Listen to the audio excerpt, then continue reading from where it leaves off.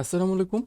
তো আমরা গত পর্বে আমাদের প্রয়োজনীয় টুলসগুলো ইনস্টল করে ফেলেছি এবং আজকে আমরা আমাদের মেইন কাজটা শুরু করতে যাব। ওকে, তো আমরা এখন একটা ফোল্ডার ক্রিয়েট করব। যে কোনো জায়গায় আপনাদের পছন্দ মতো লোকেশন অনুযায়ী আপনি একটা ফোল্ডার তৈরি করবেন, যে ফোল্ডারের ভিতরে আমরা আমাদের প্রজেক্টটা নিয়ে কাজ করব। ওকে, এবং সেই প্রজেক্টের ভিতরে আপনি ভিএস কোড অন করবেন, বা ভিএস কোড থেকে ওখানে ড্র্যাগ করে দিলেও হয়ে যাবে, বা আপনি ওখানে রাইট ক্লিক করে যদি আপনি দেন যে open in view VS code, তাহলে আপনার প্রজেক্টটা সেখান থেকে অন হয়ে যাবে। ওকে, তো এখানে আমরা যেহেতু এই যে মেইন ডিরেক্টরিতে আমরা তো আমরা এই যে এখানে মেইন ডিরেক্টরিতে রয়েছি।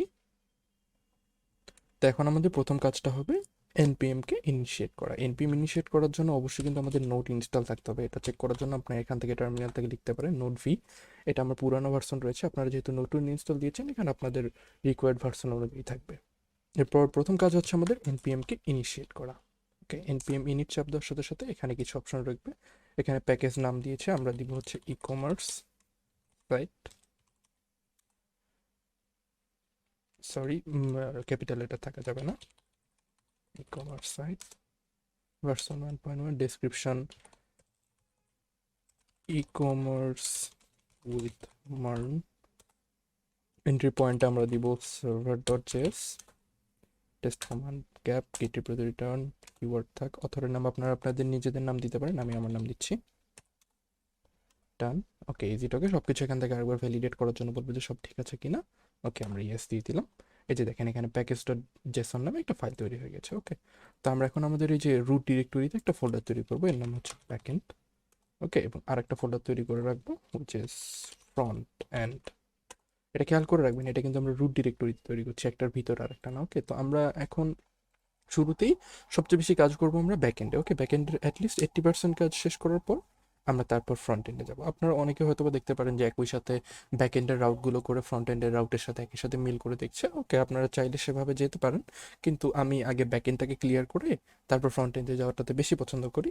তাই আমি আমার প্রয়োজন মতো বা আমার রুলস অনুযায়ী যেতে যাচ্ছি। আপনারা যদি এ ব্যাপারে ফ্যামিলিয়ার থেকে থাকেন তাহলে আপনারা সে অনুযায়ী ফলো করবেন, বা আপনারা যদি ফ্রন্ট এন্ড থেকে এপিআই দিয়ে কল দিতে পারেন তাহলে ইটস অন ইউ, আপনি রাউটগুলো টেস্ট করতে পারেন সেখান থেকে। তো এখন আমাদের প্রথম কাজ হবে সিডি ব্যাকএন্ড, ব্যাকএন্ড ডিরেক্টরিটাতে আমরা যাব। ডিরেক্টরিতে যাওয়ার পর আমরা টার্মিনাল থেকে ডিরেক্টরিতে গিয়েছি, এই যে দেখেন ব্যাকএন্ড চলে আসছে। ব্যাকএন্ডের ভেতরে আমরা একটা ফাইল তৈরি করব app.js, এবং আরেকটা ফাইল থাকবে server.js। ওকে, তো অ্যাট ফার্স্ট এর আগে আমার একটা জিনিস করতে ভুলে গেছি, আমি প্যাকেজগুলো তো ইনস্টল করে নিই। ওকে, তো আমরা এক ডিরেক্টরি ব্যাক যাচ্ছি সিডি ডট ডট দিয়ে দেখেন, তাহলে কিন্তু ই কমার্স টিউটোরিয়াল আমার যে ফোল্ডারটা ছিল সেই ব্যাক ডিরেক্টরিতে চলে এসেছে। তো ওকে, আমাদের কিছু ডিপেন্ডেন্সি লাগবে, যেহেতু আমরা মার্ন নিয়ে কাজ করতে যাচ্ছি অবশ্যই এক্সপ্রেস লাগবে। এর সাথে সাথে আগামীতে আরও কী কী ডিপেন্ডেন্সি রয়েছে সেগুলো আমি একই সাথে অ্যাড করতে যাব। তবে আপাতত আমাদের কাজটা শুরু করার জন্য যা যা লাগবে আমি সেগুলো ইনস্টল করে নিচ্ছি। ওকে, তো আমি এখানে দিলাম npm ইনস্টল, অথবা আপনারা শুধু আই ইউজ করতে পারেন, এক্সপ্রেস, তারপর মঙ্গুস। মঙ্গুস হচ্ছে মঙ্গোজিবি ডাটাবেস কানেকশনের জন্য, এবং এর সাথে ডট ইএনভি। আমরা আমাদের এনভায়রনমেন্ট ভেরিয়েবল ইউজ করার জন্য ডট ইএনভি প্রজেক্টটাকে আমাদের লাগবে। ওকে, তো এগুলো ইনস্টল হোক, একই সাথে আমরা এর মধ্যে আমাদের কাজটা আগাই নিই। ওকে, তো অ্যাপ ডট জেএস এর মধ্যে আমরা প্রথমে একটা কাজ করব, এক্সপ্রেস নামে একটা ভেরিয়েবল নিব, দেন এখান থেকে আমরা এক্সপ্রেসকে রিকোয়ার করব। ওকে, রিকোয়ার্ড এক্সপ্রেস, তারপর এখান থেকে আরেকটা নিব, অ্যাপ নামে একটা ভেরিয়েবল নিব, এবং এখান থেকে আমরা এক্সপ্রেস ফাংশনটাকে ইনিশিয়েট করে দিব। দেন মডিউল ডট এক্সপোর্ট, এটা থেকে আমরা অ্যাপটাকে এক্সপোর্ট করে দেবো, যেন আমরা এই অ্যাপটাকে যে কোনো জায়গা থেকে ইউজ করতে পারি। ওকে, এবার আমরা সার্ভার ডট জেএস এর প্রথম যে কাজটা হবে, অ্যাপটাকে আমরা রিকোয়ার করে নেব। ওকে, রিকোয়ার করার জন্য ডট স্ল্যাশ অ্যাপ, এখানে যে ডিরেক্টরিতে রয়েছে সেই অনুযায়ী আপনারা দেবেন। এবার এনভায়রনমেন্ট ভেরিয়েবল তৈরি করার জন্য আমি এখানে একটা কনফিগ নামে একটা ফোল্ডার নিচ্ছি, এবং এর ভিতরে আরেকটা ফাইল দিচ্ছি config ডট env। ওকে, এখানে আমরা একটা কাজ করবো, এখানে আমাদের পোর্টটাকে আমরা ডিফাইন করে দিব, আমরা পোর্ট দিচ্ছি 4000। ওকে, এবার আমরা অ্যাপ ডট জেএস না, এবার আমরা সার্ভার ডট জেএস এ কাজ করবো। সার্ভার ডট জেএস আমাদের প্রথম কাজটা হবে ডট ইএনভিটাকে রিকোয়ার করে নেওয়া। ওকে, const dot ENV require dot env। ওকে, এটা দিয়ে আপনারা রিকোয়ার করে নেবেন। এবং এটা থেকে আমরা যেহেতু সেপারেট একটা পাথে আমরা সিলেক্ট করে দিয়েছি আমাদের কনফিগ ফাইলটা, তাই আমাদেরকে এখানে একটা পাথ ইউজ করতে হবে কনফিগ ফাইলের ভিতরে। ওকে, আপনারা যদি মেইন রুট ডিরেক্টরিতে ইউজ করেন তাহলে শুধু আপনাদের .nv.config দিলে হয়ে যাবে, যদি আপনাদের এই ব্যাকএন্ড ফোল্ডারটাতে ডিরেক্ট কনফিগ ফাইলটা থাকে। যেহেতু আমাদের একটা ডিরেক্টরির মধ্যে রয়েছে তাই আমরা এখান থেকে একটা পাথ সিলেক্ট করে দেবো। এখান থেকে কনফিগের ভিতরে সেকেন্ড ব্র্যাকেট অথবা কার্লি ব্রেসেস আমরা যেটাকে বলি, তারপর এখান থেকে পাথ সিলেক্ট করে দেবো ./backend config। বানান ভুলগুলো ইগনোর করবেন, আমার ভিডিওতে ইগনোর করবেন, কিন্তু আপনারা অবশ্যই নিজের জন্য ঠিক করে নেবেন। config.js। তো আমরা এখান পর্যন্ত ফিক্স রয়েছি। এখন আমাদের কাজ হবে সার্ভারটাকে তৈরি করা। ওকে, app.listen পোর্ট, এখান থেকে আমরা